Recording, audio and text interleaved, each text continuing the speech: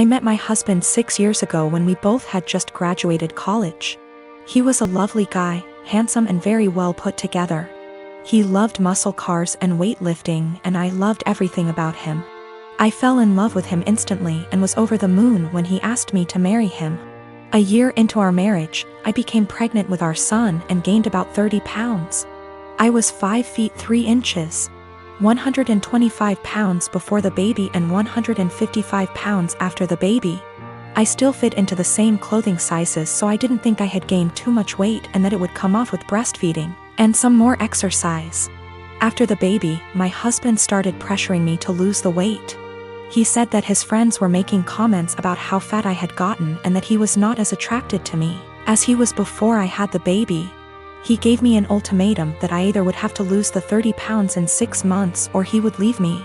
I was very upset about the demand, but I didn't want to lose him, so I tried my hardest to lose the weight. Every day for months I would wake up and go to hot yoga for 90 minutes. After I got home from work, I would run or do some bodyweight exercises.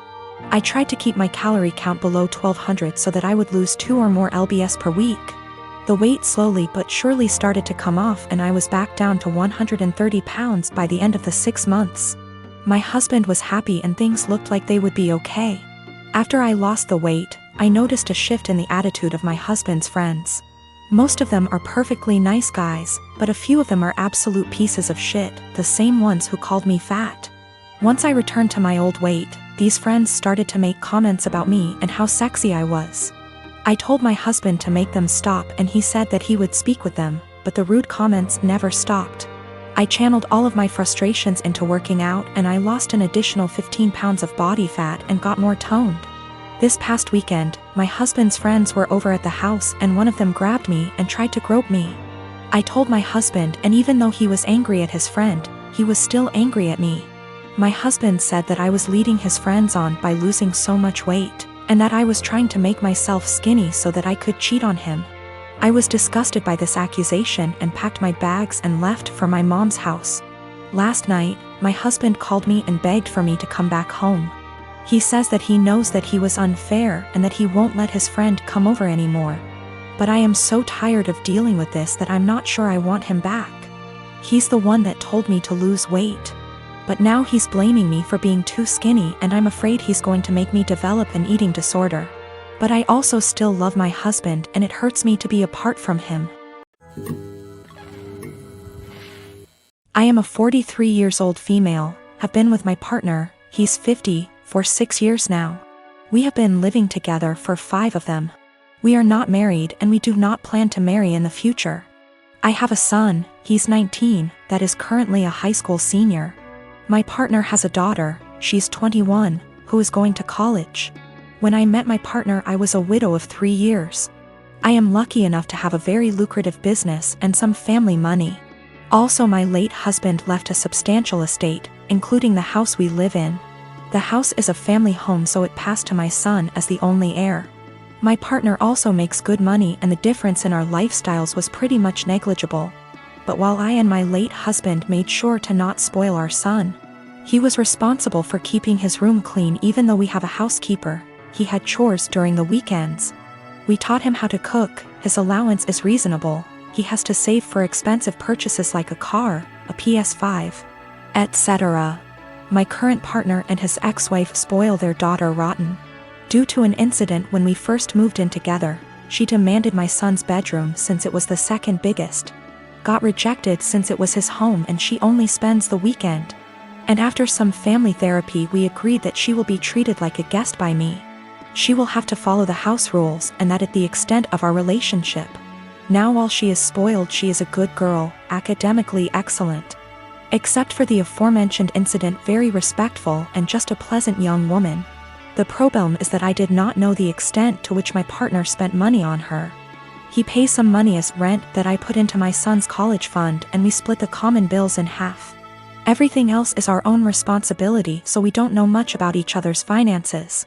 Now my son is planning to do a tour of East Asia during the summer and I was happy to give him the money to do so.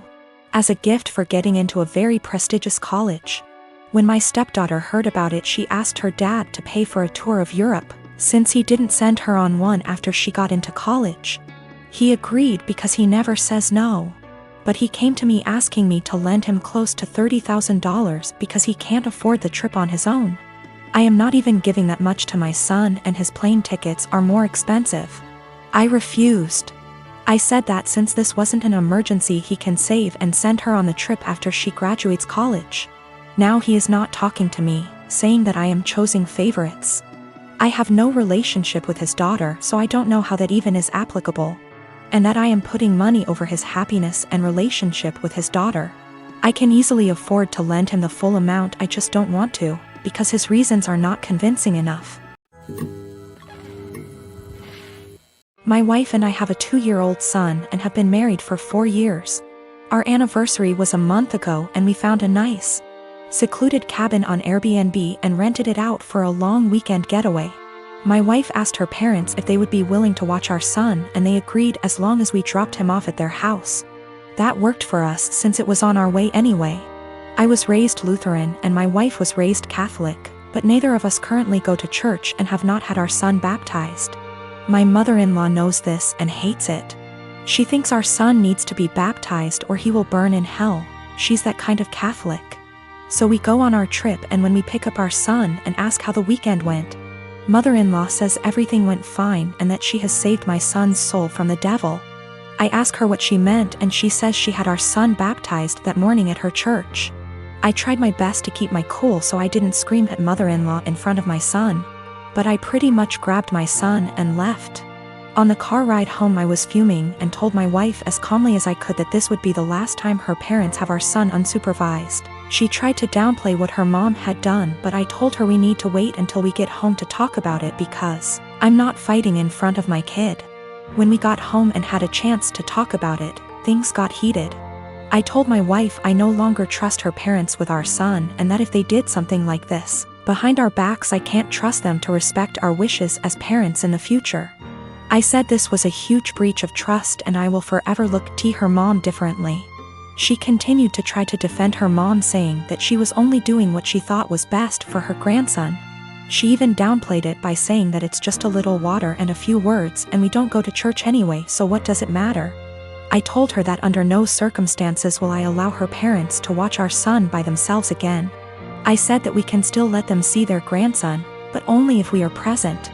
I also said that if she doesn't see what the big deal is with this situation, that maybe we aren't on the same page as parents and maybe we need to see a counselor. She started crying and said that this isn't the kind of decision I get to make on my own, and I'm an asshole for trying to tell her what kind of relationship her parents can have with our son. I told her that I no longer have any trust or respect for her parents and that I don't know if there's anything they can do to repair that. I told her what her parents did was unforgivable in my eyes, and they put themselves in this position to lose privileges with our son. She's been trying to convince me to change my mind for the last month, but I'm not budging. To me, this is a hill I'm willing to die on. This happened during this weekend, me being in my early 30s and my GF in her late 20s. I was invited to a wedding ceremony of a colleague and could bring someone with me. I asked my girlfriend that I've been dating for a year if she would like to join me, and she was really happy because she apparently loves weddings. Since we don't live together, I drove to pick her up so we'd have some time to spare before the ceremony. As she comes out, she looks really beautiful and has obviously put in time to fix her hair and makeup. She's also wearing an off-white dress that was rather ornate. As she got in, I told her that she looked stunning, but I asked if she could change to a different colored dress for the ceremony. I'm not one for etiquette by far, but one of the few things I have heard everywhere is that you should not wear a white dress to a wedding unless you're the bride. She became pretty upset and wanted to know what was wrong with her dress. I said that it would be inappropriate to wear a white or off-white dress unless you're the bride, and that it's like wedding law or something. Trying to be light-hearted about it. She rolled her eyes and said that it was an outdated tradition about women and virginity, and that when her friends got married everyone wore white and that it's not a big thing anymore. I told her that I don't know what the dress code is for this ceremony, but since it's not saying all white clothes, I still thought she should change to another color, but white or almost white, because my colleague was getting married and we had no idea how she felt about it. My GF became really upset and told me that I was trying to control what she was wearing and that it was abusive, which honestly made me really upset and hurt. I said something along the lines of, well, you shouldn't go to a wedding with an abuser then, and then I told her to off out of my car. She began to cry and wanted to apologize and give me a hug, but I just told her to get out, which she did. To clarify, we never left the driveway by her home. I did not drop her off in the middle of nowhere or anything like that. I drove off and she called and texted me a bunch. I answered, I don't want to talk right now, and then turned my phone off and attended the ceremony. The bride was the only one that was wearing white, so I feel as if my gut feeling was the right one. When I got home, my phone had blown up by texts from her and her best friend saying that I was being inconsiderate and controlling, and should apologize for my behavior. I vented to a few friends, most of them agreeing with me, but some have said that it was an asshole thing to tell her that she could not wear her dress, because it had nothing to do with me. I feel as if I was in the right since it was my colleague's wedding and it was better to be safe than sorry. But I'm also not sure if I was being an asshole about the situation. My girlfriend found out about the thread, don't know if she knew my handle, or just found it, and we talked over the phone.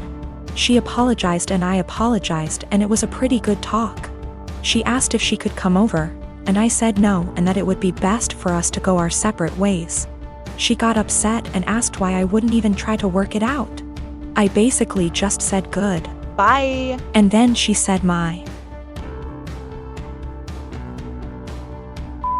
was small, which actually made me laugh after what had been a pretty mature conversation, and then she hung up. I'm pretty sad about it. She really made me feel happy. I was hurt, but if she did think I was being abusive, it would be the right thing to do. And if she did not think I was being abusive and said it anyways, I would not want to be with her. So anyways, I think things worked out for the best for us both.